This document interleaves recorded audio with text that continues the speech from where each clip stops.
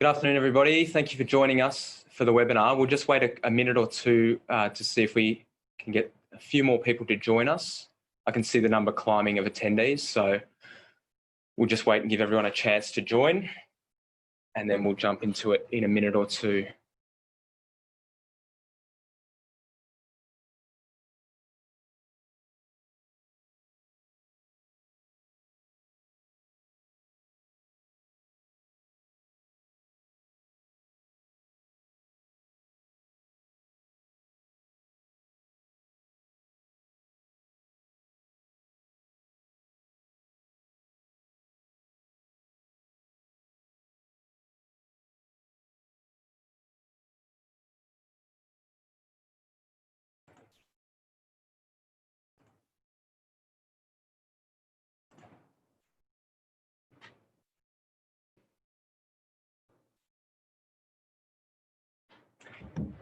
Hello to you and welcome to this webinar on Socktober 2020. My name is Matt and I'll be facilitating today's session, joined by three very special guests who will share with us a little later on. Before we jump into things, I would like to take a moment to acknowledge the Camaragal people of the Eora Nation, who are the traditional owners of the land where I am currently working here in North Sydney. I pay my respects to their elders, past, present and emerging, and I extend those respects to the traditional owners of the lands across this great country from where you are all joining us today, and to any Indigenous Australians who may be present with us. Matt Poynting is my name and I'm the National Community Engagement Officer here at Catholic Mission. My role is to lead the development and delivery of our Socktober program, working with a committed team across the country. So I'm thrilled to have so many teachers joining us today, and not just today, but on our Socktober journey throughout 2020. It's a very difficult year for some more than others, and I'm sure it has thrown normal plans into chaos. So I begin today with a thank you for continuing to show faith in us and our program, and enabling your school community to engage with mission in a holistic way through Socktober, despite the challenges of 2020.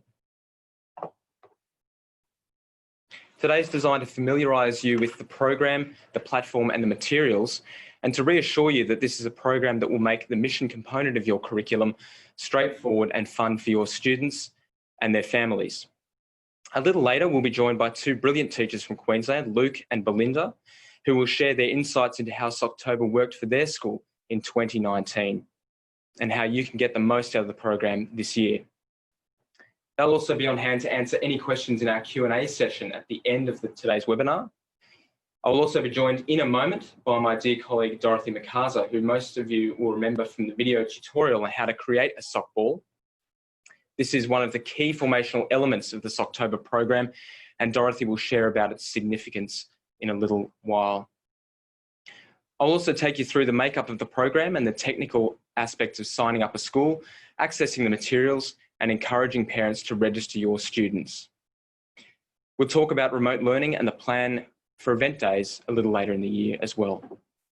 A couple of housekeeping things. You'll notice at the bottom of your screen in this webinar chat, two speech bubbles.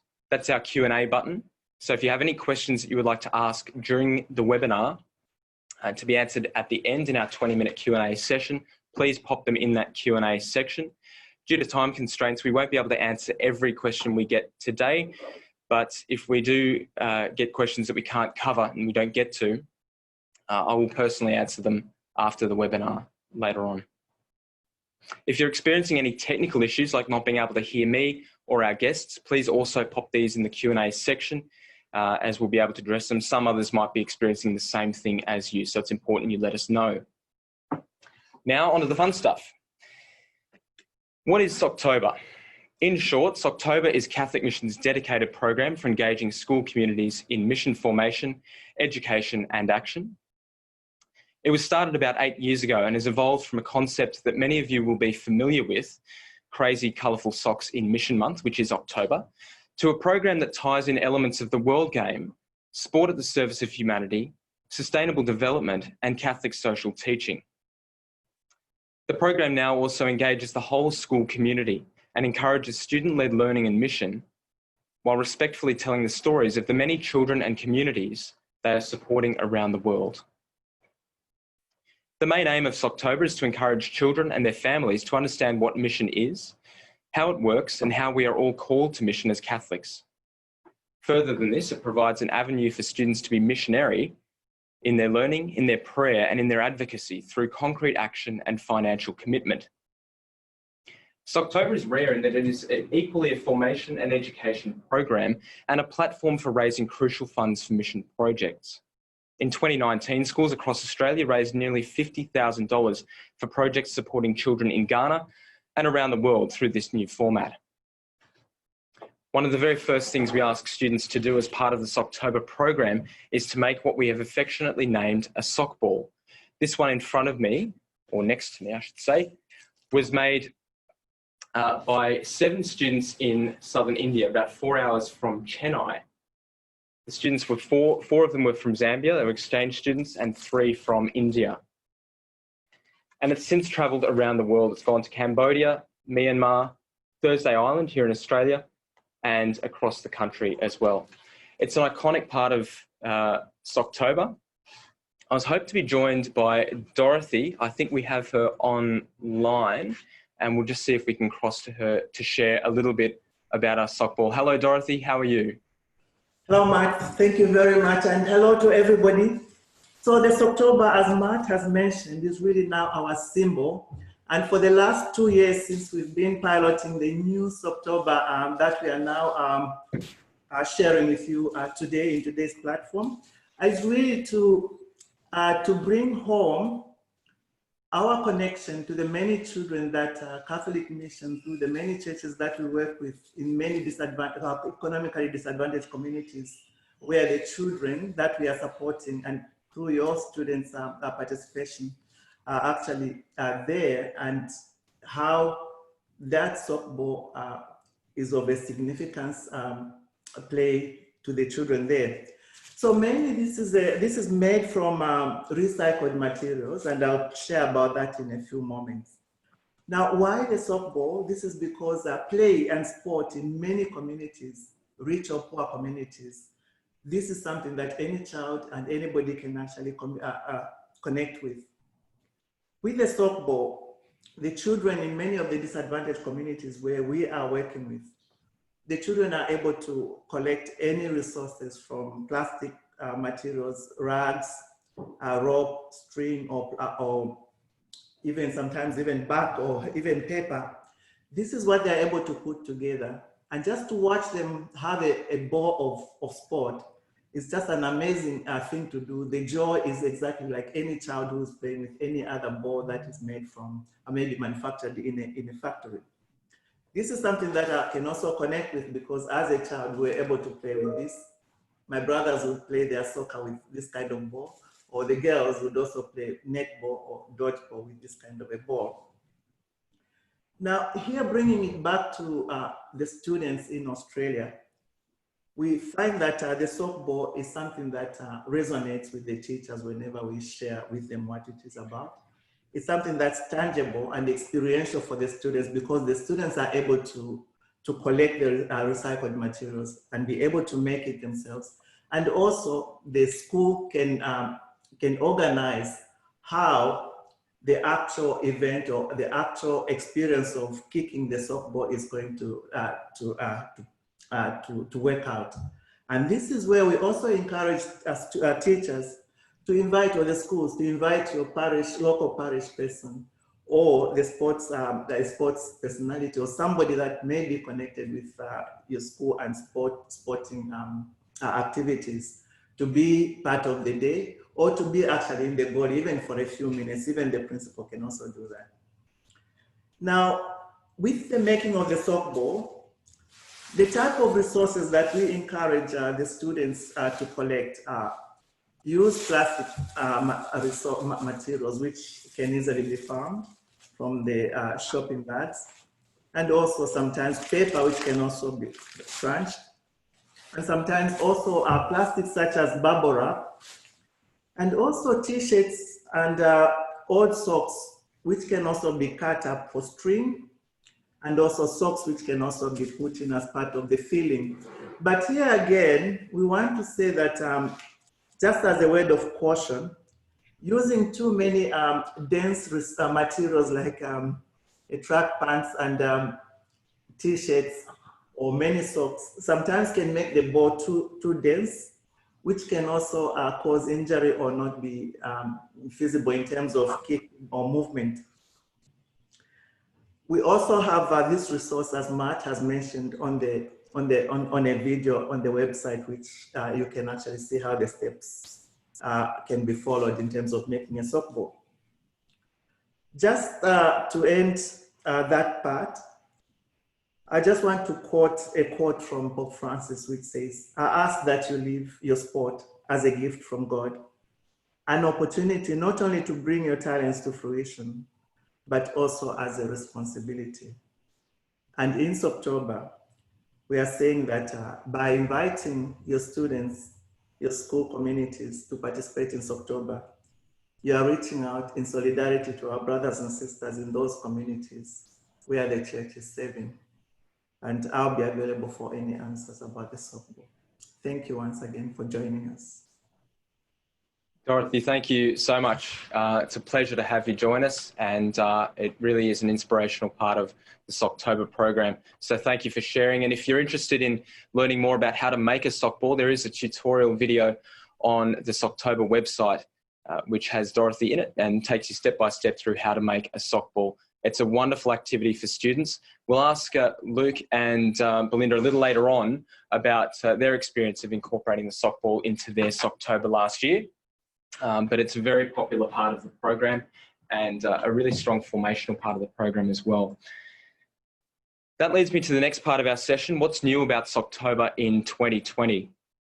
When the team and I were developing the Socktober program for this year, we were in the midst of a nationwide lockdown with remote learning underway in schools and restrictions on movement, even around our own neighbourhoods.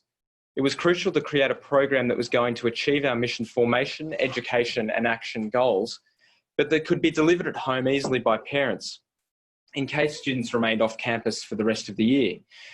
As we continued creating various elements of Socktober, schools and communities began to open up again, and it was clear that the program would probably have to be delivered in schools. Right now, we don't know where we're headed. The situation's different for example, Melbourne, as it is to Sydney and to Queensland and so on. The good news is we have something that achieves both outcomes. Socktober 2020 constitutes two main parts, the Socktober Challenge and the Socktober Shootout. I'm going to run through both of these briefly with you today.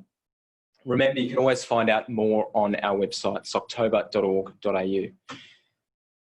So first, the Socktober Challenge. This is a 6-week modular program of mission formation and activity developed by an experienced team which includes primary and secondary educators, social justice experts and parents, and can be incorporated into lesson plans, assigned as homework, or provided to parents to work through with their children at home.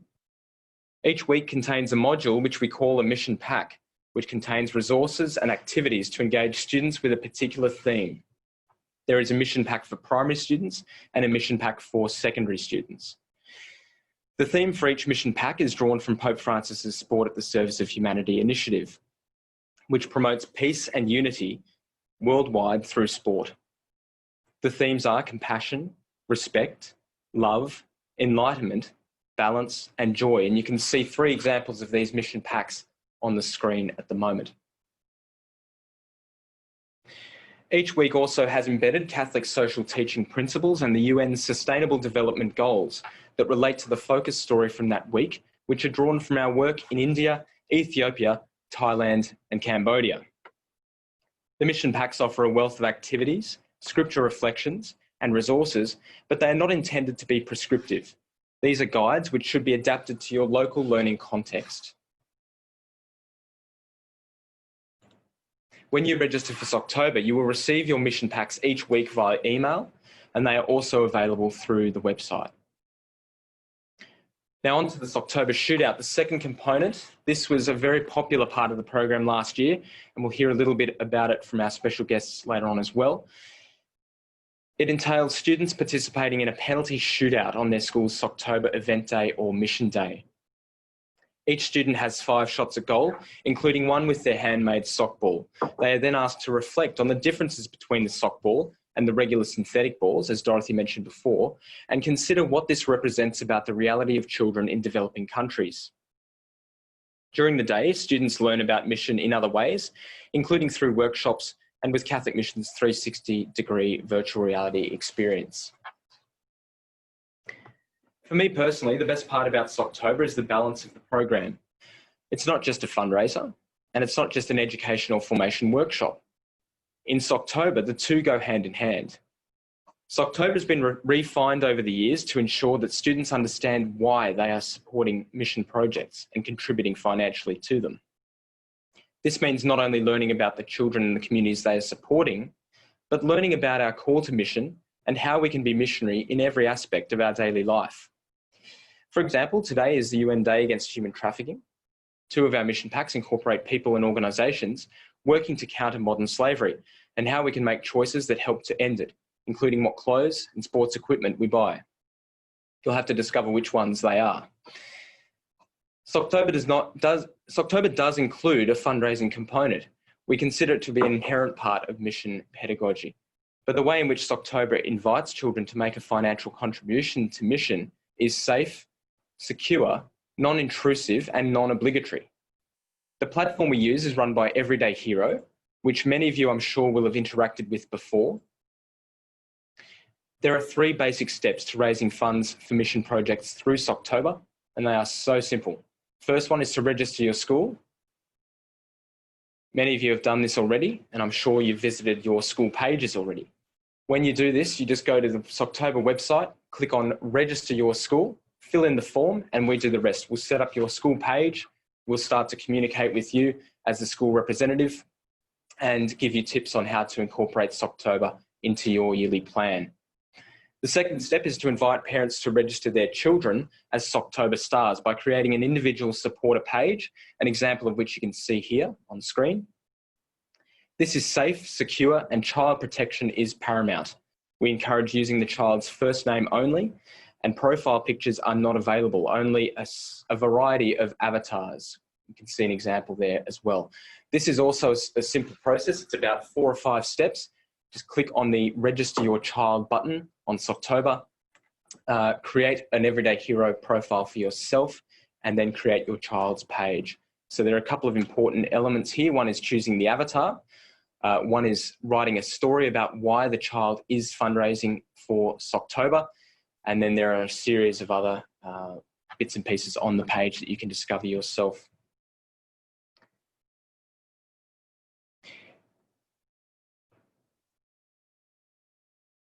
The beauty of peer-to-peer fundraising is that it encourages an organic generosity in family and friends.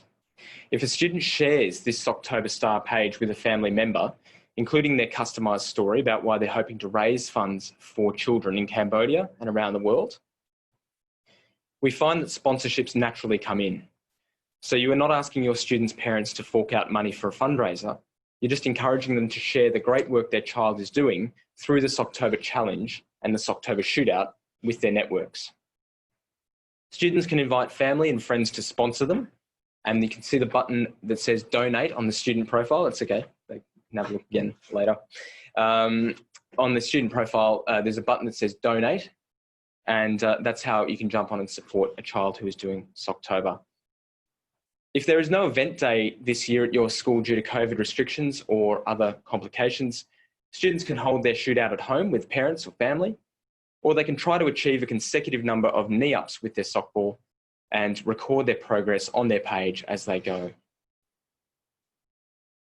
Now, I've spoken enough, and while I have all the faith in the world in the benefits of Socktober, I didn't have to run it in a school last year. So let's talk to 2 people that did.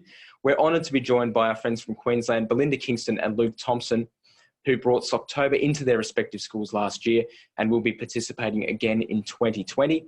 Belinda is the APRE at St Bridget's Primary in Nerang, and Luke is the APRE at St Stephen's in Algester. Hello to you both, and thank you for joining us today. Hello. Hello, Luke, and hello, Belinda. We'll just unmute you in a sec.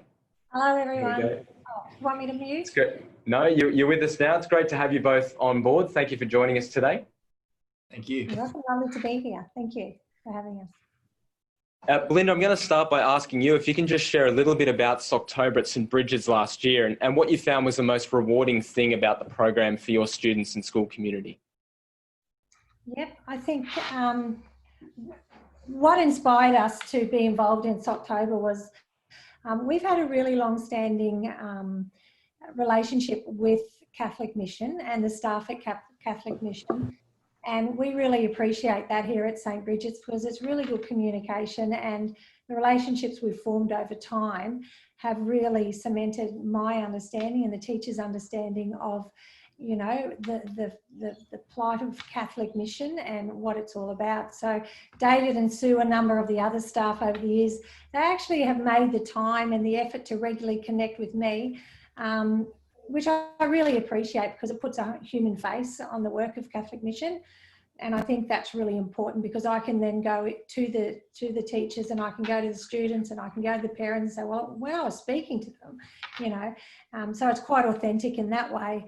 And I guess that I'm really cognizant of my role here, which initially is to share the messages with the staff and our students. And we do this a lot by integrating all the resources into other learning areas. So even during our classroom planning times, that comes up, that Catholic social teaching, and we try to integrate it in other learning areas such as health and of course religion, teaching of religion. But I think the most exciting way to get the messages out there in the school context and what inspires us to bring it to the school is the opportunities it creates for the children and that learning for the children. So when the teachers and I get involved with the senior students as a leadership opportunity, then it becomes really real in the school, and the kids here are really good at bringing the other kids along. So, and I think we do that by just checking in a lot and communicating a lot with them, and they get really inspired, and I think the resources as well are very, very helpful. Belinda, that's a really important part of the program in Socktober is the students bringing the other students along. It's a really critical part of the program. Did you find that it was helpful for senior students to lead in mission in the school? Yes, and I think it becomes a what I found was you as APRE, and I'm sure Luke would feel the same, it's you are the one who kind of has to kick it off. So initially we got the kids in the hall. We did them in 3 separate groups. So we did it with P to 2, we did them with 3 and 4, and then 5 and 6. The teachers all came down with those groups at the 3 different times. And it was a different conversation, of course, with each year level. But when we talked to the year 5s and 6s, we basically put it to them about, do you think we should do something about this? So initially I showed them the opening clip. We also showed them the softball clip. But when we showed them the initial clip, I sort of said, we did I don't know if you want me to get into the elements surrounding Ghana, but what we talked about was the plight of the school and the sparseness of the resources. So with the senior students, it got into a compare and contrast between what we noticed in the videos and what we had at our school. And we talked about the environment, you know, the dryness, the water. We made a big deal about our mindset, you know, what we thought about it, what are you thinking about it, and our responsibilities as a school community. One of my favourite quotes from Mary McKillop came out, well, if we see a need, should we do something about it? So it was a great discussion, and it really resonated with the students actually from prep to year 6. So some kids were ready to send over their pens and pencils and shoes and soccer balls and that, but you know, with the year 6s, they really started to understand why the fundraising element was so important and what their role was in the school. You know, a year 1 student sort of said to one of our year 6s, well, can't they just go to Kmart? So that was a really good conversation point as to, well, why can't they do that? And then if they can't, well, what can we do for them? So, you know, we got to talking about the whole geography over there with the little ones as well. So the fundraising side kicked in when I think they got that aha moment of, well, let's just try and do our best. So yeah, that's where we got up to with our 6s, and that Catholic social teaching, they really took that on. The teachers were really supportive. I think it's important as a leader of the school, you've got to kick it off with the teachers. That's really important because you can sort of set the scene and scene and really talk about our responsibilities as a whole school, you know, in the community, and that global learning. That really resonated, that they could actually make a difference in the world, not just here in Nerang and St. Bridget's, but they could actually reach out to kids just like them on a global sort of sense. And when the little ones found that a bit hard to comprehend, you know, when the sixes were explaining it, but when I explained that to the sixes, they went, wow, this is cool. We can actually really make a difference here. So that was a great conversation, and they had no hesitation in coming on board. And you know, we didn't have any prizes or anything. It was very much that intrinsic motivation. They just wanted to have a go, and they really wanted really wanted our school to put some time in. So getting back to what Dorothy said, I don't know if you want me to talk about that, but the softballs created great discussion in the classroom.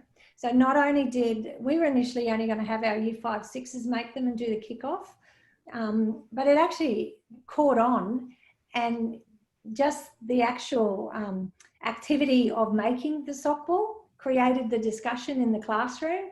So in the end, a lot of the classes were having a kick, and that was only because they wanted to experience it. But it was the more important thing about it was making it and talking about it, and talking about the kids in Ghana and where would they get this from and how would they get, and what, you know, it created great rich discussion. So yeah, that's kind of where we came from. And you know, we could link it to our whole school values. We have a St. Bridget's Way, and we have our Making Christ Present motto. So you know, how do we do that in our community? So it cemented the understanding, and it recontextualized the whole social justice aspect, essentially for our littlest learners, which was good. They wanted to share, they wanted the kids to have things, you know, and they found it strange that they didn't. So that was a great motivator. Fantastic. Thank you, Belinda. And Luke, what inspired you to bring Socktober to St. Stephen's? What inspired me to bring Socktober, or who? Mr. David McGuire. That's up to you. That's up to you how you answer that question. No, it came to my attention through, I don't know what David's role is. He's the Spruga. Diocesan director, yes. Yeah, no. So David told me about it, and basically we run a program here at St. Stephen's School, which is called the Liturgy, and in a nutshell, each term you focus on a different rite within the liturgy: introductory rite, liturgy of the Word, liturgy of the Eucharist, and the final term, which happens to be in October, is we focus on the concluding rite, which is the going out, sending forth, you know, of the community to do God's work. And when David spoke to me about what this Catholic mission initiative was with Socktober, it's just perfect, you know. The idea of the kids having, you know, you finish mass, you know, going to mass, and you go out and you play soccer, you know, that's exciting. But really what you're doing is you're going out to spread the mission work of God. We're a big soccer school here too as well. Our principal's, you know, an ex-professional soccer player. The kids just, we get the local soccer club to come and run weekly workshops for our kids. So it's very much, it was very relevant to our community. Yeah, I think, I hope that answers the question. Did you find that the students were able to make a connection between soccer and mission? Because I think some people might look at that and go, what does soccer have to do with mission? Were you able to explain that connection?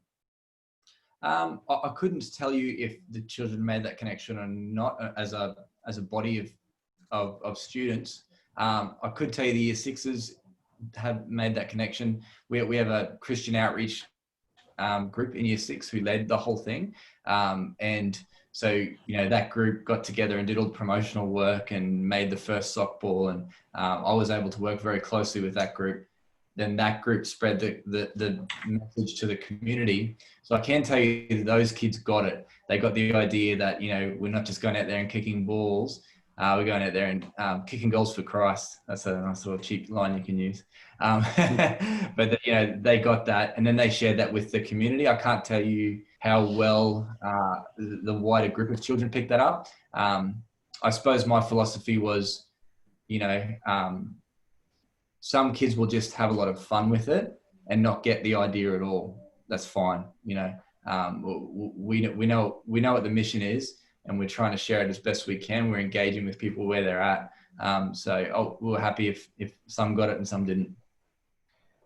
A question for you as well, Luke, because Belinda mentioned about Ghana last year, which was our theme for Socktober. This year in World Mission Month, our theme is Cambodia. But how did the students respond to the Ghana theme last year at St. Stephen's? Yeah, well, again, I think having all the promotional videos and work pre-done by Catholic Mission was a big help with that. You know, it's not until you see a face that you can understand somebody. And, you know, me just telling the kids about Ghana and showing them a picture of the map of where Ghana is really doesn't mean much. So all the work that has already been done for schools by Catholic Mission is all those videos are there. And so being able to show them weekly at assemblies, and then, you know, providing teachers with those resources for the classrooms, I think that makes that connection to Ghana or Cambodia this year a lot more realistic for the kids. And Belinda, did you want to comment on that at all as well? Yeah, I fully agree with what Luke said. There's so much that you can integrate it into, but the prayer aspect is really important too, I think.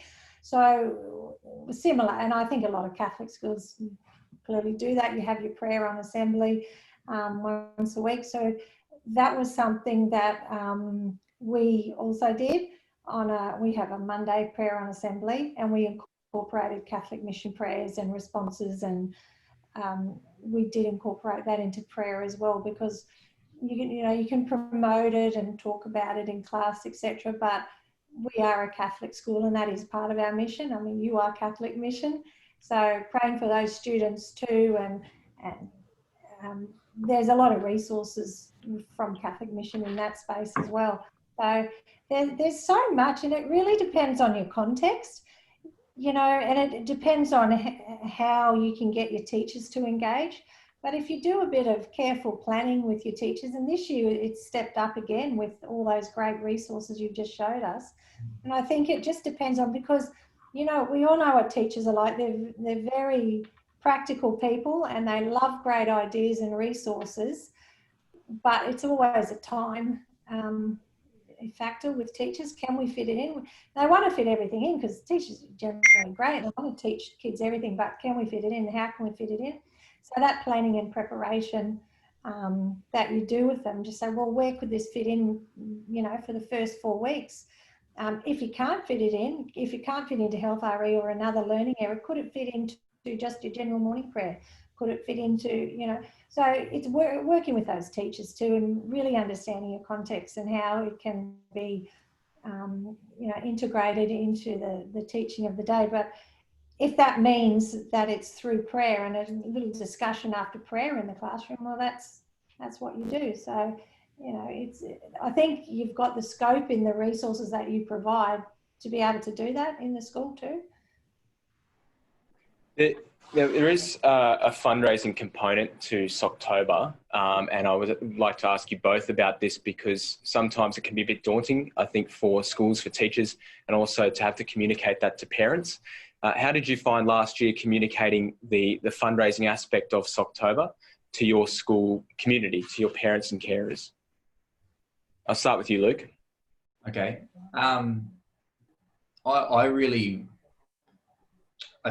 think at the risk of sounding like a Catholic Mission promoter, I think it's the best type of it's the best fundraising platform I've ever seen.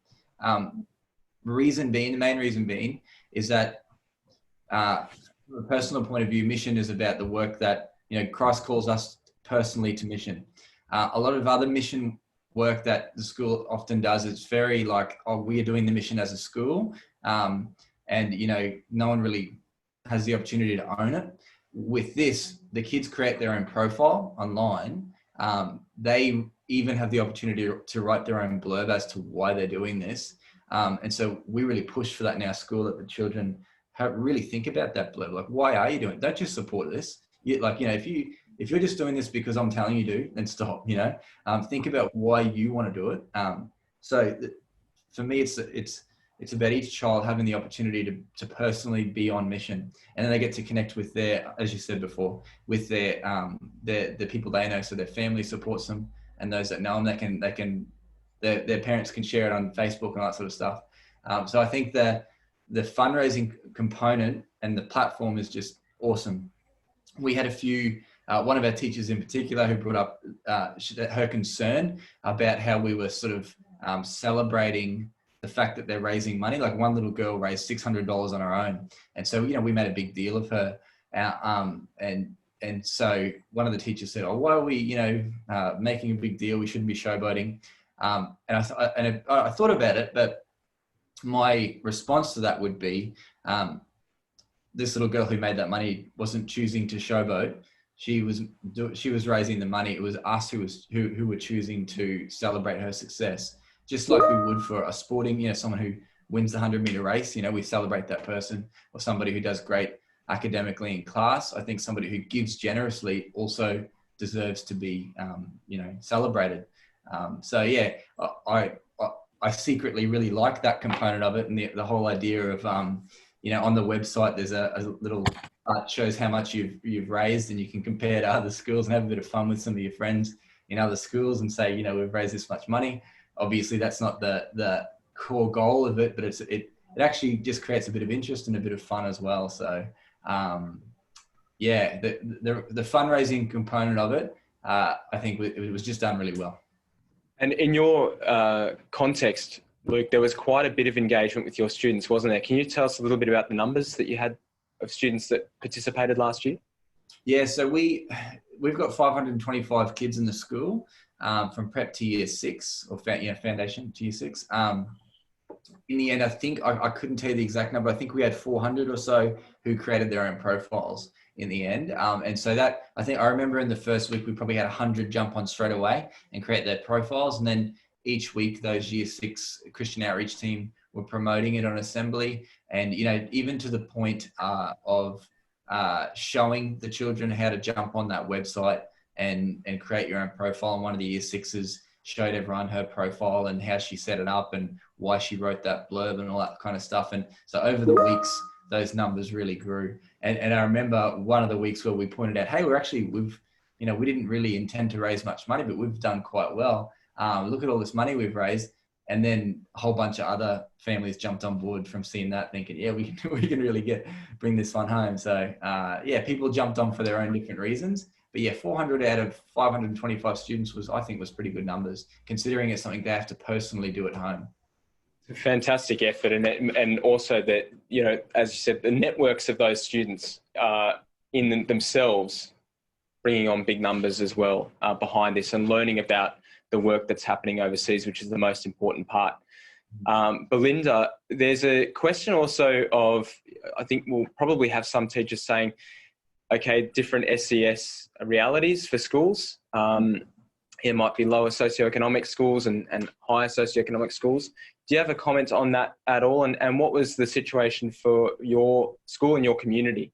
Yeah, that's a really good point to make, I think, because when you talk about was it daunting, it's not, the process isn't daunting, and the vision isn't daunting, because as Luke said, it's a great platform. It's really user friendly. So that's not daunting. What can be daunting initially for me was what I thought, how can I get this out to parents and get it to work? Because it's always easy talking to the kids, but it was a bit of a risk, and I was a bit apprehensive at first because our school context is very complex, and it has got a lot of challenges. We're a school of about 420 kids. And could you just repeat that number, Belinda? We just missed that there was just an interruption there. We have about 420 children in our school. So asking people who are already a bit financially stretched concerned me a little bit, but we ended up getting about half the school on. So that was we were really happy with that. And yes, Luke, we did keep looking at your school going, oh, they're beating us this week. Oh, we have. So that was actually a great motivator. If you know, talk to the kids about when we started to get up in our numbers, it was great. Oh, look at them. Come on. We've got to get a bit more in. So we didn't actually show them the numbers, but I said, oh, because I think we were leading at one point and then you guys were leading and then we were leading. That was kind of a great little motivator too, because, you know, it was sort of, oh, well, you know, other kids are doing this. We're not the only ones doing this. So, but I think for us, when we talk back to the context in our school, what worked was the big effort at the onset. And that might be different, you know, in some schools, which was supported strongly by the teachers in those 3 groupings. Also sending out regular emails to parents, our Facebook page, and then of course on assembly. So really, we just really got the kids to understand what it was all about. And as Luke said, that platform is amazing and it's really easy for the kids. We had a couple of hiccups with parents because that's the other thing, you know, sometimes there's lower levels of literacy in families in some schools than others. So we work with that though, and I just put out the invitation to parents to say, look, any dramas at all, come in and I'll help you set up with your kids. So we did have a couple of families come in because I wanted to help. They just struggled a little bit in that side of things. So you just put out the invitation. If you show the kids know, the kids might know how to do it, you know, better than the parents. But it was seamless. It worked well. And, you know, we were really proud of the result we got based on that. And I'm hoping, you know, more kids will jump on board this year. So we'll see what happens. Just to make a point on that, I've got one more question for you both, and also to invite anybody that has a question for Luke, Belinda or Dorothy or myself to pop it into the Q&A, the 2 speech bubbles at the bottom. We'll have a small time for Q&A at the end of the session. But just a point to make on that, when parents register their children as what we're calling Socktober stars this year, as supporters of the program, and they create the individual supporter page, the parents then enter into a journey with us and we communicate all the aspects of the Socktober program to them. So it's really important for parents to register their children as supporters and as participants in Socktober so that they can take part in what their children are learning about and they can understand that their children are the why of mission and the why of what they're doing this Socktober. And we cover all of that communication. So while teachers can still be in touch with the parents in their individual context, we also manage all of the communication to parents around the fundraising aspect of Socktober, which has been drafted by experts in that field. So just to reassure people on that point as well, the last question that I wanted to ask you both was, did this make a lot of extra work for you? Because you both have big schools and it seems quite sort of varied schools. Did it make a lot of extra work for you, or did it actually save you some work Socktober last year? Right, Belinda? Just on a couple of days it did at the start, but I think that's with anything else, you've kind of got to do a little bit. So just with the initial organisation and setting it all up, but once it's up and running, it wasn't too bad. It's just a matter of getting yourself into a routine with your teachers, your students and your check-ins, you know, because they're the ones who give the great support, and giving the kids lots of feedback and, you know, pats on the back, especially those senior students who are going around to all the classes, because they're actually the ones that do your work for you once it's all set up. So, you know, and as we were saying, the parents are communicated to very well by Catholic Mission. So just with the few little things you have to do, I think it's worth it at the start, but really from that point on, it just rolls. It just rolls. I don't know about you, Luke, but for me, it just rolls. You just got to, you know, Dave, we've got good contacts too. So Dave and his contacts were great. And any questions you had, they answered it really quickly. We had a few glitches from memory, but nothing too complicated. And it was the first time last year. So, you know, to say that it all went smoothly and we only had a couple of glitches, I think it's brilliant. So, you know, you just have to communicate like with anything that you do in this sort of space. So this year we'll probably do a lot more virtually. As people down south will be doing, I suppose. And we've already approached our 5 and 6 students and their teachers because really keen to, we've got some really keen Year 5 students as well this year. So we thought, why not give them another opportunity, and less classes then for the 6s, less time out of class. But again, you work with your context and you work with your students. And no, I thought it's not a difficult thing once you get your head around it. And Luke, your experience as well? Yeah, I agree. I'd just say if you weren't planning on doing any other mission work, then obviously it's more work than doing nothing. But if you were doing other mission work, which we were, I had to plan for something in term for teaching the children about mission anyway. So for me, all the heavy lifting and all the difficult work was done by Catholic Mission. Honestly, like all the letters that go out to parents, all of the everything, it's all done. It's all done for you. So in my situation, no, it was not hard work at all. And I think Belinda made me think of something with the, you know, if you're interested in students being engaged in mission work, especially those upper grade ones, upper Year 6s and 5s and that, no, I just think it's really worth giving it. Like I can see there's 42 participants down there. I reckon you should all give it a go. Thank you both for your insights in this session. We'll come back to you in just a moment with some questions we have from people in the session. But very quickly, an update on what's next for Socktober. Communications, as we just mentioned, from Catholic Mission and from teachers from here, and what to do next. So if you've registered your school, you will have already begun to have received communications from your local Socktober representative.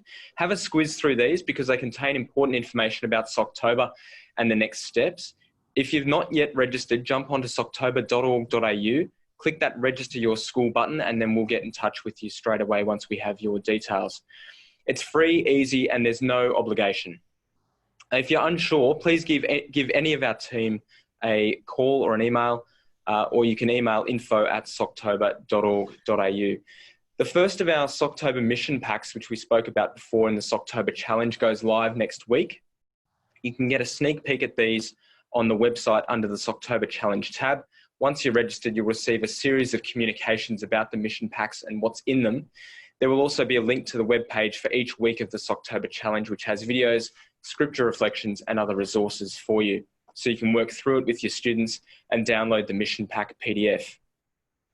This next part is critical, and I mentioned it before. Once you've registered your school, please encourage your parents to register their children.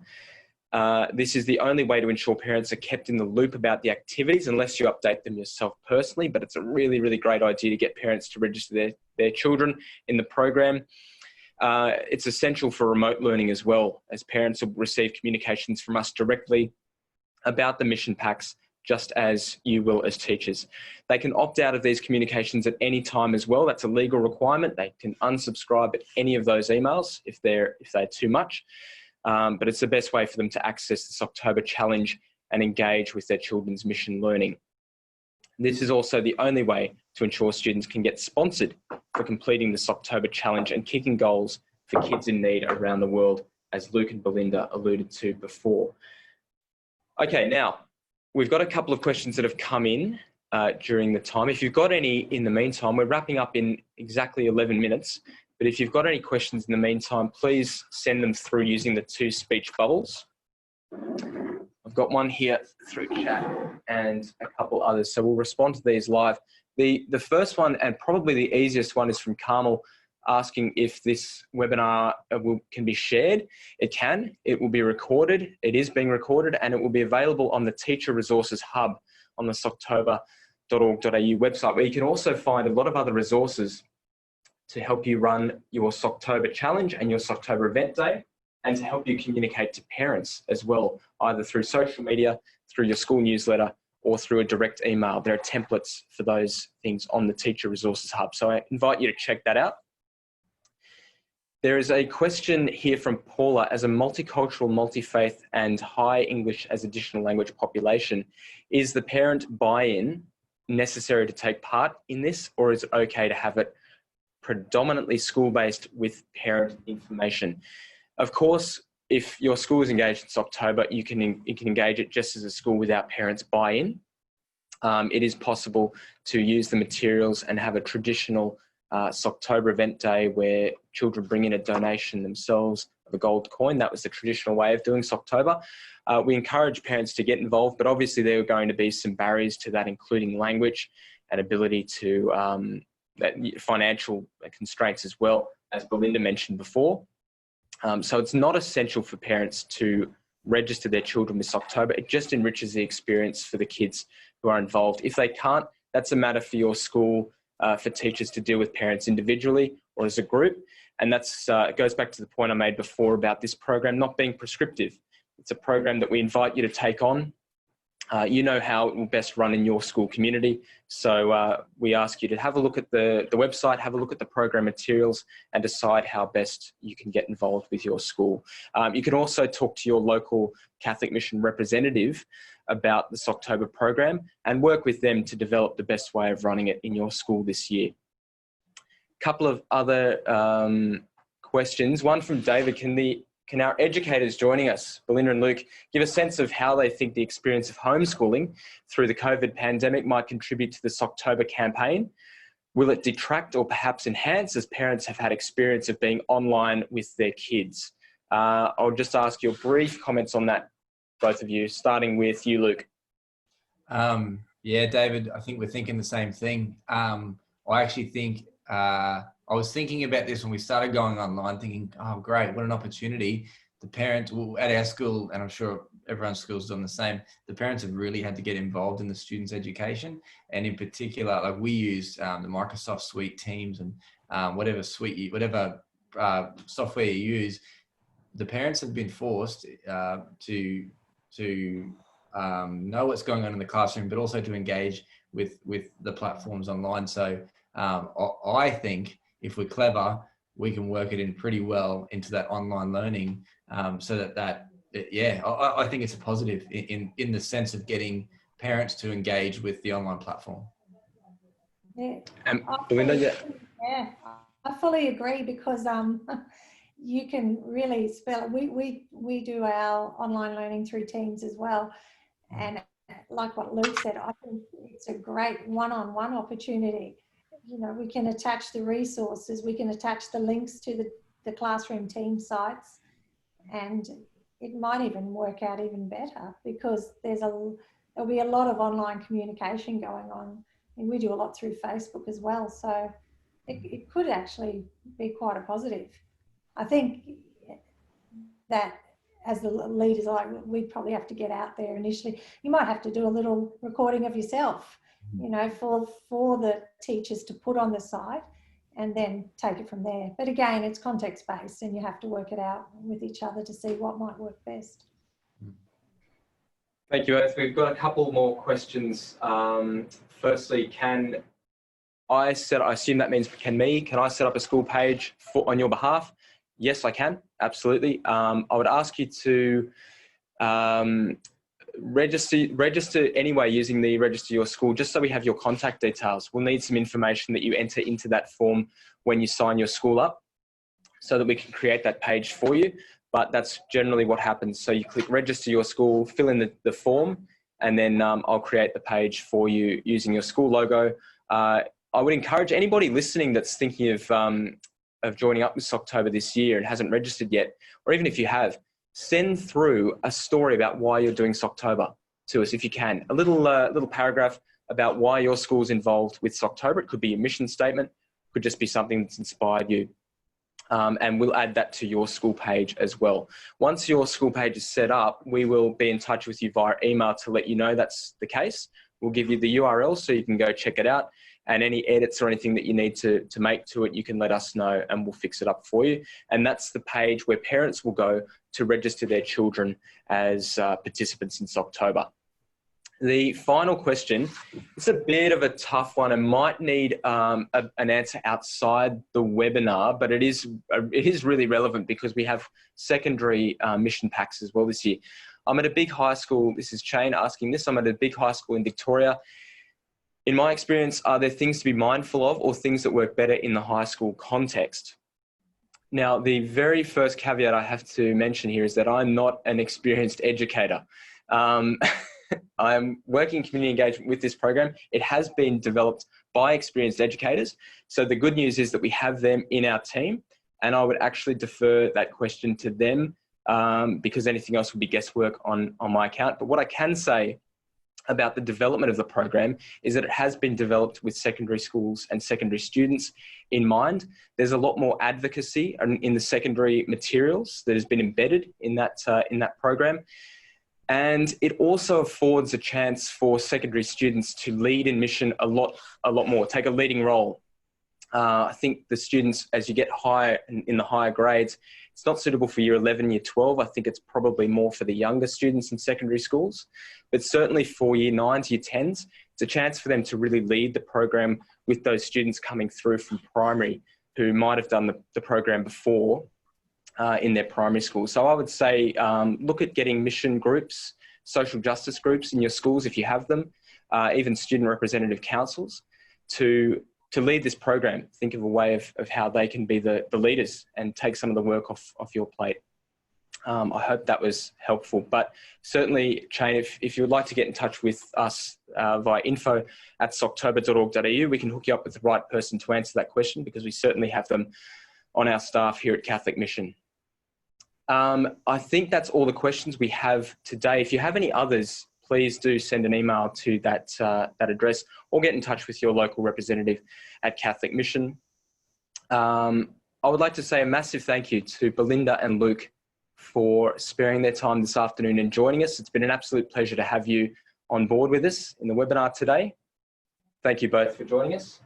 Thanks, Matt. Thanks, Belinda. Thanks, guys.